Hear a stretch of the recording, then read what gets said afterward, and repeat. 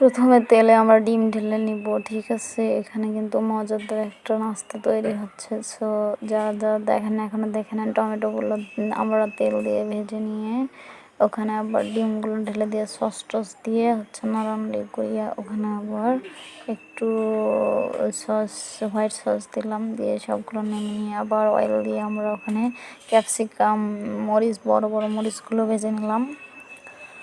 So এখন আমরা এখানে টক সস দিলাম, দিয়ে ঢেকে দিয়ে সিদ্ধ করে নিলাম ক্যাপসিকামগুলো। সিদ্ধ করে আবার আমরা হচ্ছে পানি বয়েল করে নিয়ে সেখানে হচ্ছে অর্থাৎ পানি ফুটিয়ে নিয়ে সেখানে আমরা নুডলস দিলাম, দিয়ে আবারও একটু পানি দিয়ে সুন্দর করে ভালোভাবে ফুটিয়ে নিয়ে আমরা নুডলসগুলো তুলে নিলাম। তুলে নিয়ে হচ্ছে আমাদের আগে রান্না করা ডিম আর হচ্ছে টমেটো যেগুলো ছিল সেগুলোতে আমরা কিছু চিলি কুচি